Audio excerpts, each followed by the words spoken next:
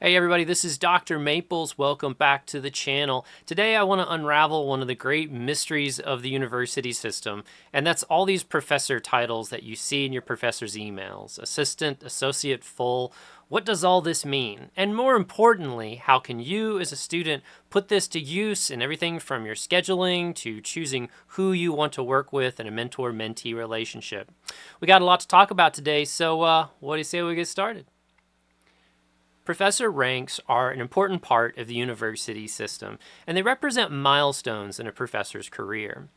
Now, from an outside perspective, you can look at professor ranks and think of these as sort of promotions to the next step of one's career, and the higher the rank, the longer a person generally has been in the academic world. But I want to talk about that in just a little bit of detail before we get into the types of ranks and also exploring how these ranks really matter to you as a student. First off, I want you to understand that these aren't promotions that you get like at your workforce where you get called into your manager's office one day and they give you a new title and a pay bump. Not at all the case. With professor ranks, the professor actually has to request them formally through a very specific process by very specific deadlines, and then they turn in a huge application. This isn't like a front and back two-pager. I mean, it took me almost a month to put together my full professor package over the summer. It's a lot of work. It does generally involve a little more pay and a little more responsibilities, but all in all, we can think of these ranks as simply milestones in one's career. And as we get closer to full professor, we know that person has pretty much checked off all the boxes. Now let's talk about these individual ranks for just a moment and what they mean to you as a student. University systems have three common professor ranks. They are assistant, associate, and full. You start your career as an assistant. If everything goes as planned, you become associate right after you're tenured, and near the end of your career, and for a big bulk of your career often, you would be a full professor, which indicates you've got everything in this professor game wrapped up and you're good to go for the rest of your days. There's also an honorary fourth rank, something called foundation or foundational or a similar university rank. That's an honorific one that comes after full professor, so we're actually not going to talk about that one here. But if you'd like me to talk about that in a future video, you let me know. Now, what exactly do students need to know about these three core professor ranks? Let's start with assistant professors. Now, an assistant professor means that you are at the start or the very near to the start of your academic career. And the timeline for getting an assistant professor position goes something like this. In the last year of your PhD, you are working on your dissertation. And in addition to this gargantuan task of writing a dissertation, you're also applying to the academic job market. There, you're trying to land a tenure-track job for the following academic year, which begins in the fall. If everything goes to plan, you'll be offered an assistant professor position on a tenure track. We'll talk about tenure in just a moment. And then that fall, you'll begin your professor position as an assistant professor. Now, the assistant professor title generally lasts for about 5 years. And note that that clock will reset if you decide to go to another university, which is pretty common. Say, as I did, that you decided your first university was great, but you think you might be able to do one better and go to another one.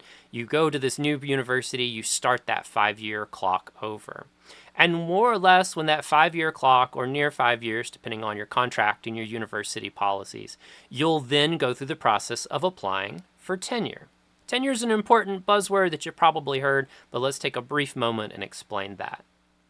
The central purpose behind tenure is to provide a professor job protections that allow them to speak scientifically about issues in their field without concerns for losing their job. Simple, straight to the point. That's the purpose of tenure.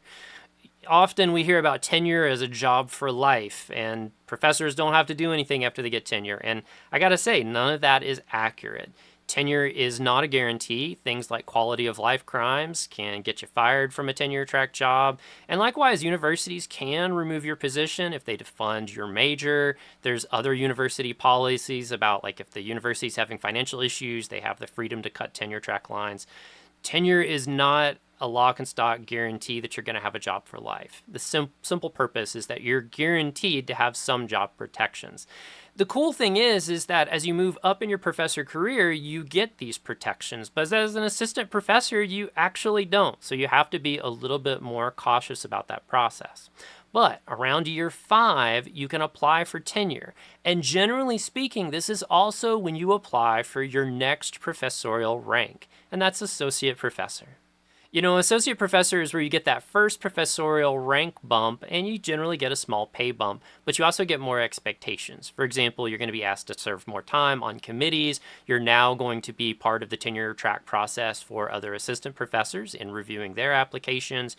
You may also take on managerial roles in your program, major, or department, such as a program coordinator. Will you run your major? You could be a department chair. There's lots of other things happening. As an associate professor, you're in a situation where you're newly expected to be more involved. But the premise here is that now that you're tenured, you can feel more able to openly speak scientifically about the issues in your field without fear of being fired. The associate professor rank generally lasts years 5 through 9 if everything goes perfectly, but let me tell you a few caveats on that. First off, there are cases where an assistant professor can be tenured but choose not to go up for associate. Generally, but not always, it means that it's maybe a candidate who doesn't have a lot of research or maybe doesn't have quite the service or teaching evaluations needed to get promoted to associate. So they'll still be granted tenure as an assistant with the expectation that they can, but are not required to, apply for associate professor position later on. Likewise, it's perfectly common, in fact, very common, for an associate professor to not request to be promoted to full professor around year 9. They may simply choose to pull back, focus on teaching, focus on research, and not simply feel concerned about trying to get an additional promotion. Of course, that was totally not me. In fact, for my interests, I saw full professor as the culmination of my career, perhaps probably the most important final step that you could have. Let's talk a little bit about full professor. Around year 9, you can be promoted to full professor, and for people who plan on teaching for 25, 30 years, they spend the bulk of their career as a full professor. And this simply means that, well, there's nothing left. You have done everything there is in the main professor track. In this situation, there's no more concerns about annual reviews, that you have to meet these particular research requirements for some future rank, because there isn't one. Generally speaking, full professors are now at a point that they can simply do what they need to do in their careers and not be all that concerned about annual reviews. Likewise, they are often expected to take on leadership positions in the university. Department chair, dean, maybe even working in the provost office, all titles that, by the way, if you'd like, I can talk about in a future video. But full professors are at the culmination of their career. Now, I want to talk about these ranks in terms of what you as a student can get out of this. I want you to take advantage of this situation, and I use those words intentionally. I want you to find the peculiarities of assistant, associate, and full professors that you can utilize to get the absolute most that you can out of your college degree. I want to start with the associate and full professors. First off, these professors have been in the university system long enough that they understand how things work. And because of that, that means that they generally know how to get things done. You need to declare your major. An associate professor is going to know exactly how to do that because at this point they've done that 150 times, if not more. Likewise, if you're having a particular issue, say with student accounting or services, associate and full professors are going to know how to fix that issue if it can be fixed. And I'll tell you, if you're having issues with another professor, especially an assistant professor, it can be really good to have an associate or full professor that you trust and have worked with in the past or have built a relationship with as a mentor-mentee relationship, that you work with them and let them know your problems. Let them know what's going on. Because again, because they've been in the system so long, they're going to know exactly how to work these situations. It's not all roses in this situation because I will say, and this especially applies to full professors, is that their perspectives can be a bit dated, particularly on things like the job market. They may know a lot of great internships in the regions, but one of the things that I've seen over the years is that associates and full professors, unless they're actively engaging the job market, they don't necessarily know the career tracks all that well. I kind of exclude myself to that situation because my entire career, I really focused in on this idea of the job market and what students needed to do to get jobs after they graduate. But I was also not the typical professor. I also want to say, too, that associates and fulls can sometimes be a bit more detached. They're tenured. They don't necessarily have to worry about, big student outcomes or solving student issues. They don't need those strong teaching evaluations like an assistant professor does. As such, they may be a little less likely to engage some of your issues, particularly if it's a controversial issue or something that may be problematic for the university, such as a crime happening on campus. That said, they do have tenure, so that can make them a good ally if they are willing to get engaged. Assistant professors are not bad, however. They actually have some very clear strengths that I want to point out. Assistant professors are actually an excellent target for students, and I'm going to explain why. The big difference between an assistant professor, an associate professor, and a full professor is that assistant professors, are you ready for this? They actually need you. They need evidence of student engagement. When their tenure applications, or even if they're on the job market to go to a different job, their job applications, they need to have evidence of this. They need to be able to prove without a shadow of doubt that they have benefited students, they've helped them, they've guided them, they mentored them, they've helped them do research, get jobs, you name it. Assistant professors, I will even say, desperately need you. As such, if you're a student and you work with this carefully, you can really manipulate this situation to get the most out of your college experience. Now, some of the things that I'm thinking about here can be in the classroom. This can be where if you have additional questions about the material or you want to learn more, you can actually work with that professor to find out more of that stuff. And that suddenly becomes something that they can list on their CV, their application materials, and so forth, that they have mentored this student.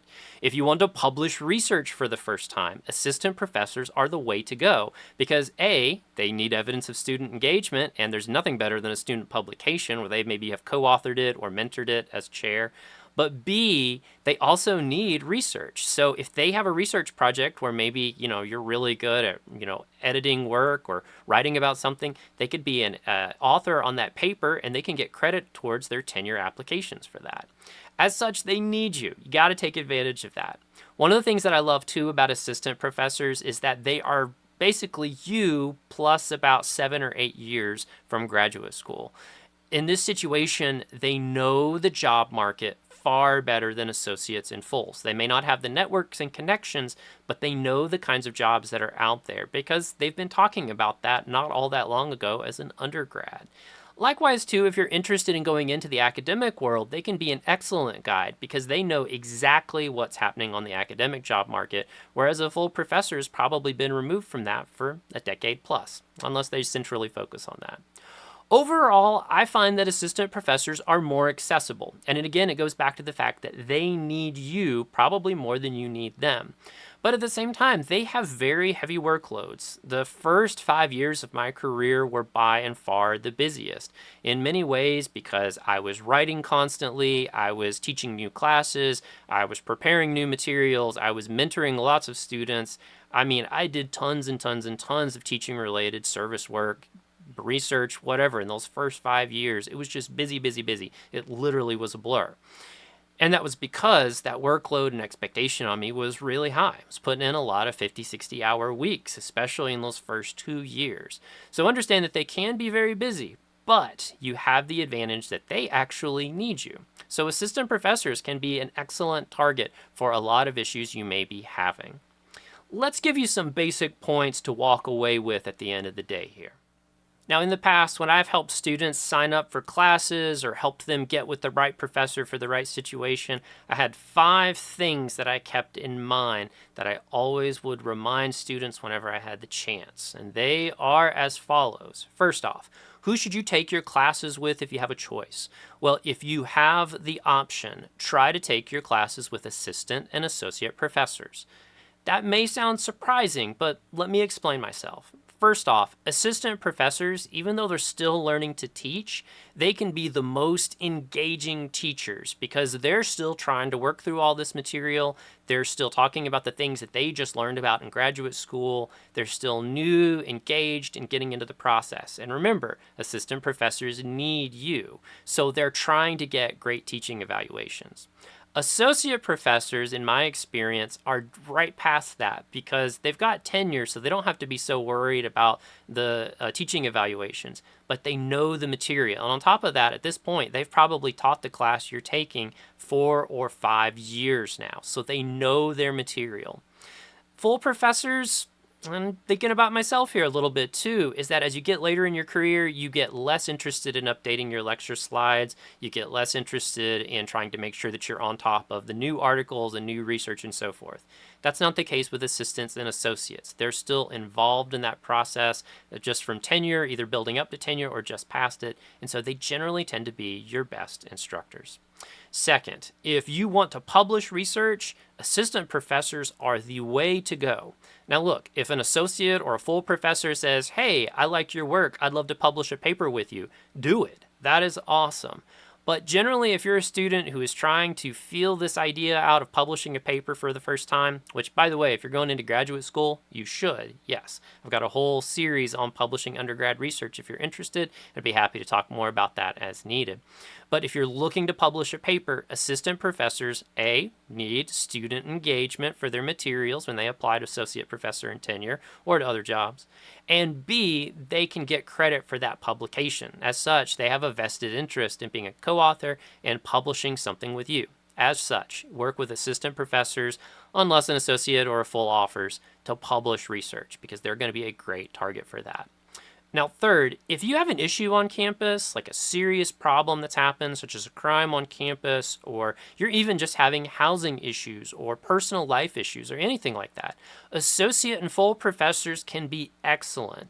And the reason is that they know the system at the university, they know how things work, they have a working knowledge of the resources and materials and people who can help you. One of the great things I found as an associate professor, as at that point in my career, anything a student brought to me, I could get them to the person that they needed to get help with that. We could figure that out. Assistant professors don't always have that knowledge, but I will say, if you don't have an associate or a full professor available, an assistant professor can also still be great. Because likewise, the first thing that I did as an assistant professor, if I didn't know the answer, was to knock on the door of the associate and full professors next door or my department chair down the hall to get an answer to that solution. So, if you can work with associates or fulls to get things done and work out your student issues, that's great. Assistant professors can generally also help because they can ask questions too. Let's finish up with 4 and 5, which are about the job market. Now, first off, I'm going to tell you that assistant professors are far more engaged and knowledgeable of the job market. They know the careers, they know the options, they're going to know the requirements and things that you need to be doing to get those jobs. What I also see too is that associates and full professors, because they're so far removed from the job market, they generally know less about it. In fact, I've even seen lots of full professors that probably couldn't really name 10 great sociology jobs out there, and I've got a whole bunch of them in my sociology job series.